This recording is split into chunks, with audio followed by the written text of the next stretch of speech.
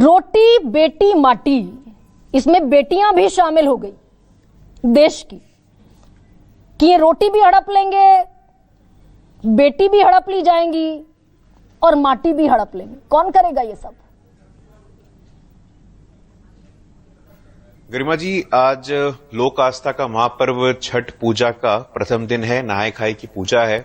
उसके शुभ अवसर पर आपको और पैनल में उपस्थित सभी साथियों को, दर्शकों को हमारी तरफ से हार्दिक बधाई और शुभकामनाएं। गरिमा जी, अच्छा है कि झारखंड में चुनाव हो रहे हैं और उस चुनावी विमर्श से आपने कुछ बयानों को उठाया है और उस बयानों के पीछे कुछ विश्लेषण और आकलन किया है। बेहतर होता अगर समग्रता से देखते और कांग्रेस के विधायक इरफान अंसारी, जिनका बयान आया था एक आदिवासी समाज की सम्मानित नेत्री के विषय में, सीता सोरेन जी के विषय में, कि रिजेक्टेड माल है। अरविंद सावंत जी का बयान होता शाइना एनसी के बारे में, जिनका इंपोर्टेड माल है। तो एक बहुत बड़े तबके के द्वारा इन चुनावों में महिलाओं को माल की संज्ञा दी जा रही है। मुझे लगता है कि यह भी एक प्रकार से एक चुनावी विमर्श में गिरते हुए स्टैंडर्ड्स का, गिरते हुए मापदंडों का एक उदाहरण प्रस्तुत करता है। जहां तक संथाल तो परगना सब आएगा ना, फिर वो 50 करोड़ की गर्लफ्रेंड और टंच माल, वो सब आएगा फिर। लेकिन मैं गुरु, आपने हालांकि जिस तकरीर से शुरुआत की मैंने स्वीकार कर लिया। आप बोल लीजिए। मैंने स्वीकार कर लिया और अब मैं अपना एडिशनल सवाल फिर रख देती। रोटी बेटी माटी कौन हड़प रहा है झारखंड में? शंख मंदिर में, घंटी मंदिरों में कौन नहीं बजाने देगा अगर झारखंड मुक्ति मोर्चा, आरजेडी और कांग्रेस की सरकार आ गई? नहीं, मुझे लगता है गरिमा जी, ये जो मुद्दा है, ये मुद्दा यथार्थ से जुड़ा हुआ है। संथाल परगना, जो कि झारखंड का एक प्रमुख क्षेत्र है, अगर वहां से आदिवासी समुदाय के लोग 44% से 26% हो जाते हैं तो ये चिंता का विषय है और मुझे लगता है इसमें सवाल होना चाहिए।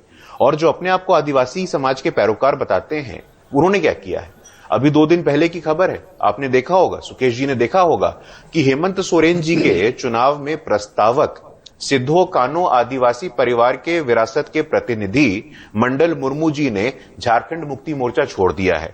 इससे पहले हमने देखा है कि चंपई सोरेन जी, जो कि लंबे समय तक जिन्होंने झारखंड मुक्ति मोर्चा की राजनीति की, उन्होंने झारखंड मुक्ति मोर्चा छोड़ दिया है।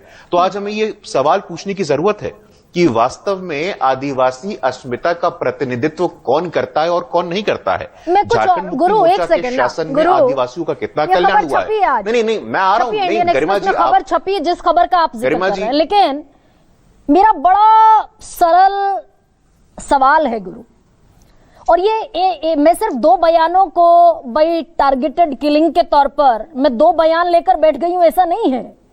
आज गिरिराज सिंह ने कहा कि हिंदुओं से सामान खरीदें छठ पूजा पर। आपके सहयोगी जेडीयू के सांसद कहते हैं कि मैं मुसलमानों का कोई काम नहीं करूंगा। उसके पहले गिरिराज सिंह ने कहा कि एक मुसलमान अगर थप्पड़ मारे तो 100 हिंदू खड़े होकर थप्पड़ मारे। उसके पहले हिमंता बिस्वा शर्मा ने कहा कि मैं खुले आम पक्षपात करूंगा, विपक्ष को जो करना है कर ले। असम 2041 तक मुस्लिम बहुल राज्य हो जाएगा, डेमोग्राफी बदल जाएगी। बगैर सेंसस के झारखंड में मुस्लिम बढ़ गए, आसाम में मुस्लिम बढ़ गए। क्या है ये? नहीं गरिमा जी, मुझे जो समय आपने अलॉट किया है उस समय को भी यदि आप ले लें, मतलब ये आपका अपना विषय, आप ले सकती हैं, लेकिन आपके प्रश्न पे ही मैं आ रहा था। आपने कहा कि आदिवासियों का सच्चा पैरोकारी कौन कर रहा है, आदिवासियों के साथ जो समस्या है उसका समाधान कौन कर रहा है। तो मैंने बताया आपको कि लंबे समय तक जो वास्तव में आदिवासी समाज के प्रतिनिधि रहे हैं, वो आज झारखंड मुक्ति मोर्चा को छोड़ने को मजबूर क्यों हैं, वो आज भारतीय जनता पार्टी के दामन को पकड़ने को मजबूर क्यों हैं। जहां तक आपने गिरिराज सिंह का विषय उठाया, आपने देवेश चंद जी का विषय उठाया। देवेश चंद जी की पार्टी ने उनके बयान से अपने आप को अलग कर लिया है। गिरिराज सिंह जी के बयान से, गिरिराज सिंह जी की यात्रा से हमारे पार्टी के प्रदेश के अध्यक्ष श्री दिलीप जायसवाल जी ने कह दिया है कि उनकी व्यक्तिगत यात्रा है। तो उनकी व्यक्तिगत यात्रा है, उनके व्यक्तिगत बयान है, मुझे लगता है कि आप स्वतंत्र उनसे जाकर के पूछ सकती हैं। जहां तक भारतीय जनता पार्टी की बात है, भारतीय जनता पार्टी की ये प्रतिबद्धता है।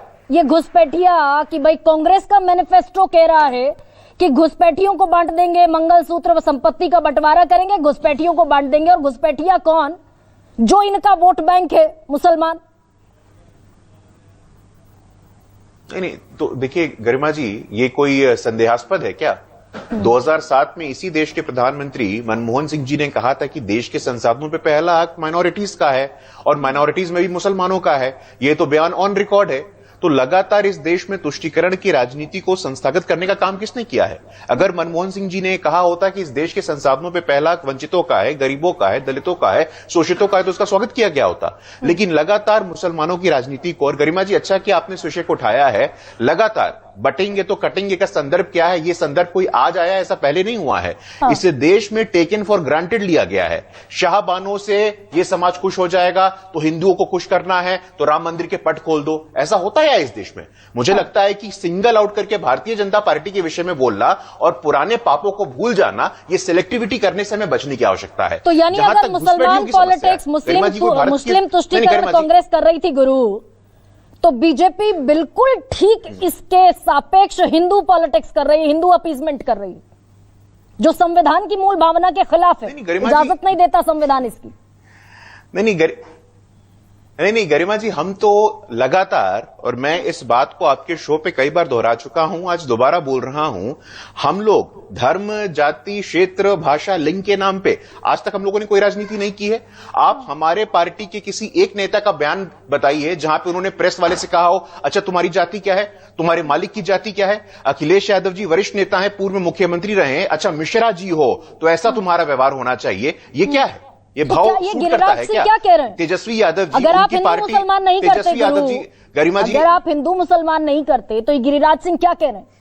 छठ पर्व की आपने शुभकामनाएं, बधाई दी, और वो कह रहे हैं छठ पर्व पर हिंदुओं से सिर्फ सारी खरीदारी करें।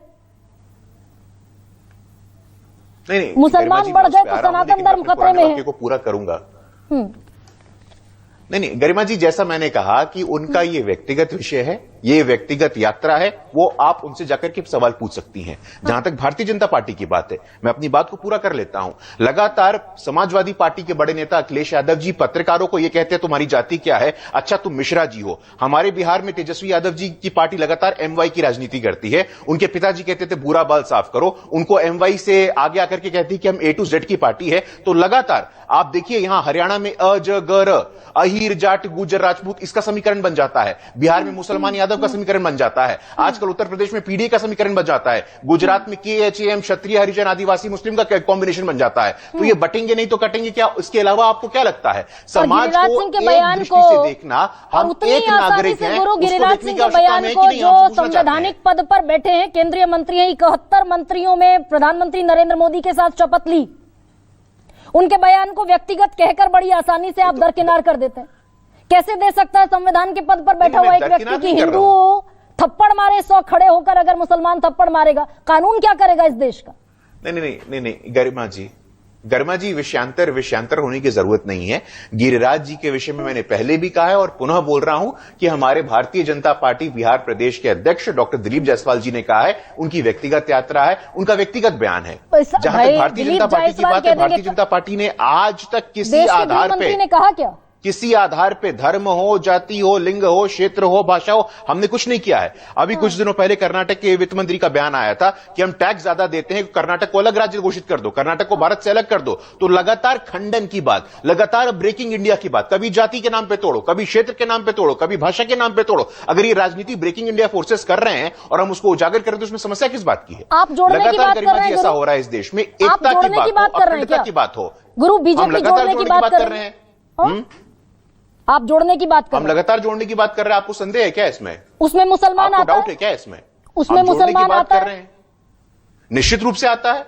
हाँ। निश्चित रूप से आता है, और मुसलमान समाज के सभी वर्ग आते हैं। और यही कारण है कि अलीगढ़ मुस्लिम यूनिवर्सिटी में पसमानदा वाइस चांसलर बनता है। यही कारण है कि जामिया मिलिया इस्लामिया यूनिवर्सिटी में पसमानदा वाइस चांसलर बनता है। यही कारण है कि गुलाम अली जो पसमानदा जम्मू कश्मीर से आते हैं वो राज्यसभा जाते हैं। यही कारण है कि दानिश रिजवान अंसारी जो उत्तर प्रदेश के पसमानदा समाज के मंत्री बनते हैं। तो मुझे नहीं लगता है हमें किसी प्रमाण पत्र लेने की आवश्यकता है। मुसलमानों का विषय या किसी का भी विषय हो, भारत का नागरिक है भाई, भारत का नागरिक है भाई, किसी भी जाति का हो, किसी भी क्षेत्र का हो, किसी भी धर्म का हो। ये ऊपर से पॉलिश करने से जुड़ जाएगा हिंदू समाज। उत्तर प्रदेश में सबसे ज्यादा दलितों के प्रति अत्याचार है। अगर उन्हें उनके आरक्षण की और संविधान की बात हो जाए तो वो तोड़ने की कोशिश है। उत्तर प्रदेश आपका गवर्न्ड स्टेट है। राजस्थान आपका गवर्न स्टेट है, मध्य प्रदेश तकरीबन 2 दशक से आपका गवर्न स्टेट है, सबसे ज्यादा अत्याचार है एनसीबी-आरबी के आंकड़ों में दलितों के खिलाफ। इस तरह जोड़ रहे हैं आप। गरिमा जी मैं स्वीकार कर रहा हूं, गरिमा जी मैं स्वीकार कर रहा हूं इस बात को कि उत्तर प्रदेश में लॉ एंड ऑर्डर है, व्यवस्था है, इस कारण एफआईआर ज्यादा हो रहे हैं। राजस्थान में लॉ एंड ऑर्डर है, इस कारण एफआईआर ज्यादा हो रहे हैं। तेलंगाना में देखिए, कर्नाटक में दलित कल्याण के 11,000 करोड़ रुपए को डाइवर्ट कर दिया जाता है, एक सवाल नहीं पूछा जाता है। कर्नाटक में वाल्मीकि योजना के हिसाब से जो पैसे आते हैं उससे कांग्रेस के नेता के बच्चे लैम्बोर्गिनी ले लेते, उससे कोई सवाल नहीं खड़ा किया जाता है।